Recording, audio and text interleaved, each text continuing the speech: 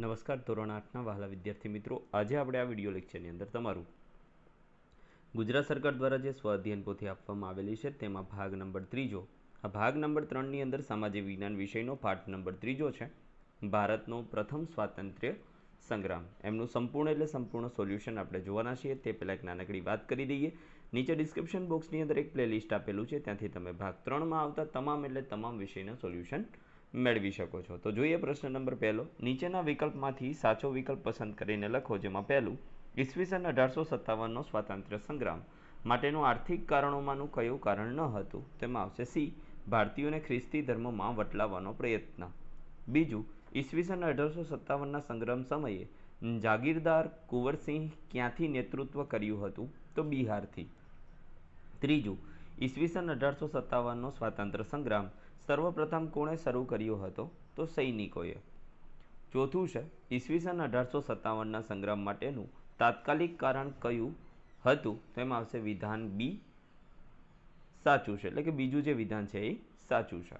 પાંચમું છે, ભારતમાં પ્રથમ સ્વાતંત્ર્ય સંગ્રામમાં લોકો સુધી સંદેશ પહોંચાડવા કોણે મદદ કરી હતી?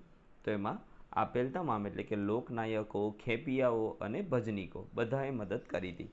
છઠ્ઠું, ભારતના પ્રથમ સ્વાતંત્ર્ય સંગ્રામના સર્વપ્રથમ શહીદ કોણ હતા? તો એમાં આવશે મંગલ પાંડે. સાતમું, ભારતનો પ્રથમ સ્વાતંત્ર્ય સંગ્રામ નિષ્ફળ જવાના કારણોમાં શેનો સમાવેશ થતો નથી? તો એમાં આવશે વિધાન 3નો, કેન્દ્રીય નેતાગીરી સક્ષમ હતી. આ નથી એટલે નિષ્ફળ ગયું. પ્રશ્ન નંબર બીજો છે, નીચેની ખાલી જગ્યાઓ પૂરો, જેમાં પહેલું મેજર હ્યુસેનને ખાલી જગ્યાએ ગોળી મારી હતી? તો મેજર હ્યુસેનને મંગલ પાંડેએ ગોળી મારી હતી. બીજું, સિપાહીઓએ ચરબીવાળી કારતૂસ વાપરવાનો ઇનકાર કર્યો. ત્રીજું, ખાલસા નીતિ લોર્ડ ડેલહાઉસીએ અમલમાં મૂકી હતી. ચોથું, મહીસાગર જિલ્લાના પાંડરવાડાના આદિવાસીઓએ આ સંગ્રામમાં ભાગ લીધો હતો. પ્રશ્ન નંબર 3, નીચેના વિધાનો ખરા છે કે ખોટા તે જણાવો. પહેલું વિધાન ખરું છે, બીજું વિધાન ખરું છે, ત્રીજું વિધાન ખરું છે, ચોથું વિધાન ખોટું અને પાંચમું વિધાન નહીં ખોટું. જોડકા જોડવાના છે. રાણી લક્ષ્મીબાઈ, તો એમની અંદર આવશે સી, કાલપી અને ગ્વાલિયર. બેગમ હઝરત મહલ, તો એમાં આવશે લખનઉ. જાગીરદાર કુંવરસિંહ, તો એમાં આવશે બિહાર. નાના સાહેબ પેશવા, તો એમાં આવશે કાનપુર. અને બહાદુર શાહ બીજા, તો એમની અંદર આવશે દિલ્હી. ત્યાર પછી મિત્રો પ્રશ્ન નંબર 5માં વિધાનોમાંથી ખોટું શબ્દ ચેકવાનો છે.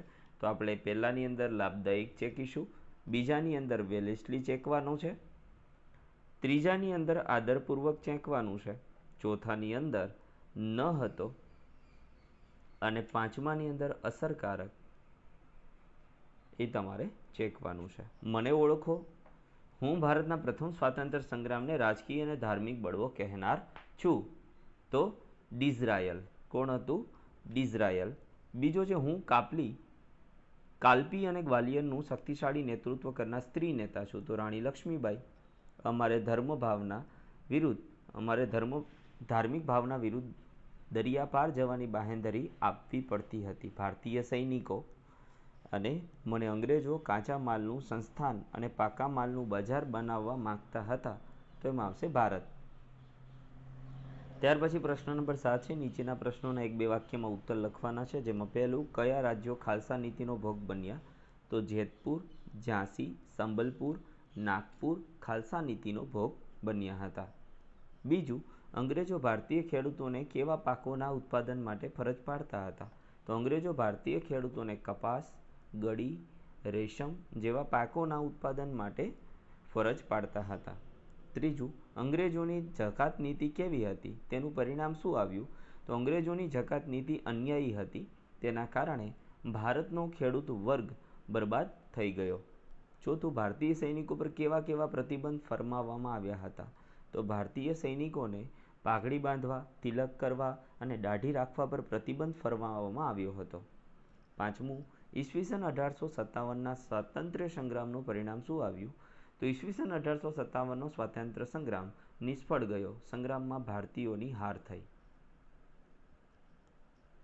ગુજરાતમાં કયા સ્થળોએ સંગ્રામ ફેલાયો હતો? તો ગુજરાતમાં અમદાવાદ, લુણાવાડા, પાટણ, આણંદ, દ્વારકા, ઓખા, વિજાપુર, ખેરાળુ, સાબરકાંઠા, મહીસાગર જિલ્લો, પાંડરવાળા સ્થળોએ સંગ્રામ ફેલાયો હતો. 7મું, જોધા માણેક અને મૂળુ માણેકે કયા વિસ્તારમાં અંગ્રેજોનો પ્રતિકાર કર્યો હતો? જોધા માણેક અને મૂળુ માણેકે દ્વારકા અને ઓખા મંડળ વિસ્તારમાં અંગ્રેજોનો પ્રતિકાર કર્યો હતો. પ્રશ્ન નંબર 8 છે. કારણો આપવાના છે. હવે મિત્રો અહીંથી ધીમે ધીમે સ્ક્રોલ કરતા જઈએ, જે તમારે જોતું જવાનું છે.